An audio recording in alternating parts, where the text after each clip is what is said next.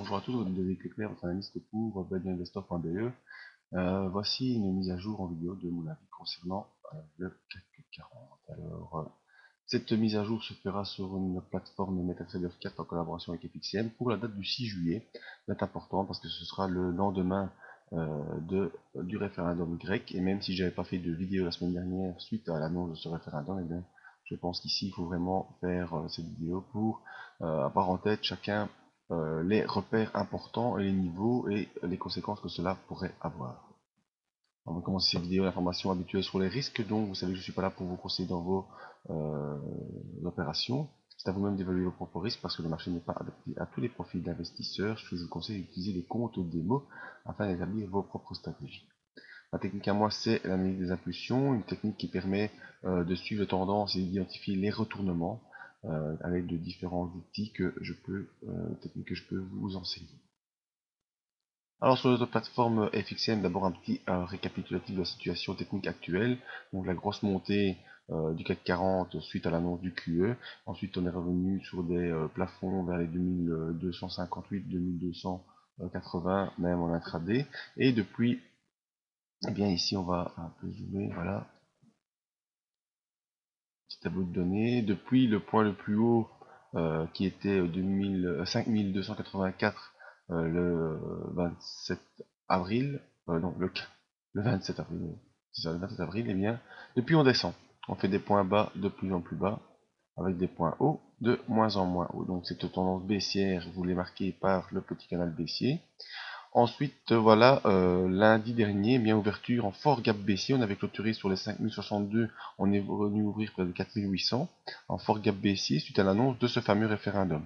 En cours de journée, eh bien, on est revenu chercher les 4950 qui était une zone de résistance, et voilà, mardi on a baissé, mercredi on est reparti à la hausse pour venir nous chercher une nouvelle fois les 4950, on n'arrive pas à franchir la M20, on le voit ici, on reste bel et bien sous la M7, jeudi, vendredi, eh bien, nouvelle phase baissière où on voit que cette semaine donc c'est stagné après une ouverture proche des 4800 et une clôturer la semaine proche des 4800.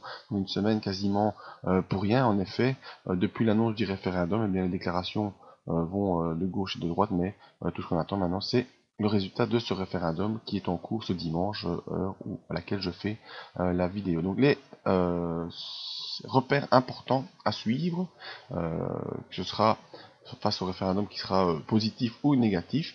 Eh bien, premier repère important, c'est la zone ici des 4900. Hein, vous voyez cette zone ici qui a connu déjà des ouvertures en gap les semaines précédentes et qui est la zone qui se trouve juste au-dessus des moyennes mobiles.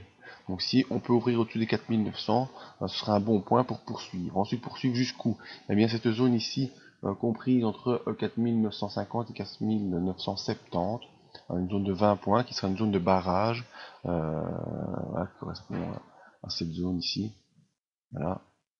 Une zone qui a déjà été travaillée à maintes reprises et qui est une zone de support résistante importante. Donc 4950, 4970. Si on peut, je ne sais pas, si on va aller ouvrir au-dessus de cette zone, eh bien, on a beaucoup de possibilités d'aller rejoindre le haut du range aussi. Maintenant, dans la semaine prochaine, ce qu'il faut surveiller aussi, c'est vraiment ce canal. Surveiller, soit si on peut le déborder à la hausse, eh bien on repart sans problème vers des points les plus hauts, à l'assaut des 5300 points. Et si malheureusement on ouvre avec une forte baisse, et bien les 4700 seront le dernier rempart avant une accélération baissière qui sera plus importante, qui pourrait malheureusement aller nous taper par ici. Donc voilà, c'est assez clair à suivre comme théorie.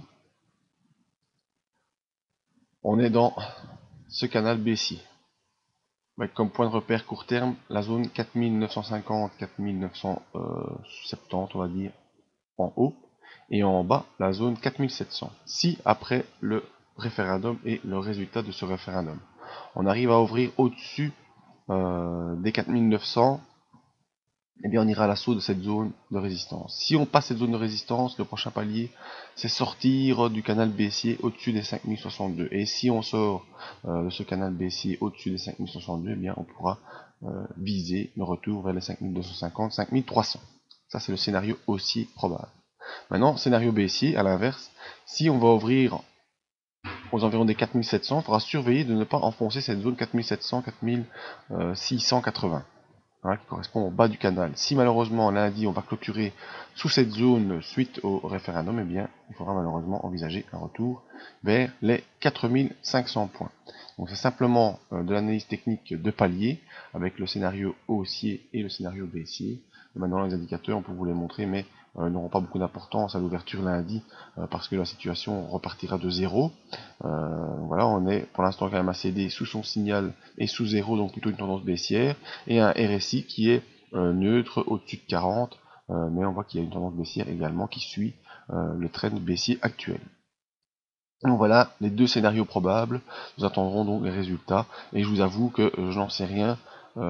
Si on dit oui, si les Grecs disent oui, est-ce que ça va ouvrir à la hausse ou est-ce que ça va ouvrir à la baisse? Si les Grecs disent non, est-ce que ça va ouvrir à la hausse, est-ce que ça va ouvrir à la baisse? Bon, je suis plus enclin à penser que si les Grecs disent oui aux réformes, eh bien on ouvrira à la hausse, même si la Grèce n'est pas sortie d'affaires.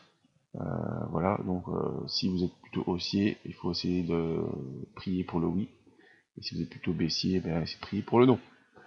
Voilà, c'est mon avis sur le CAC 40. On attendra ce qui va se passer à l'ouverture lundi matin, et je vous donne rendez-vous moi mardi matin pour un briefing live et essayer de voir comment la journée de lundi a évolué et essayer de confirmer l'un ou l'autre scénario. Pour ne rien rater, je vous invite à me contacter si vous avez besoin d'informations sur des analyses techniques ou autres, mais le plus important est de venir en tout cas sur le site, venir s'inscrire à la mailing list, et ainsi vous recevrez toutes les informations, toutes les analyses et tous les liens de connexion pour les lives dans votre boîte email. Merci à tous, à bientôt.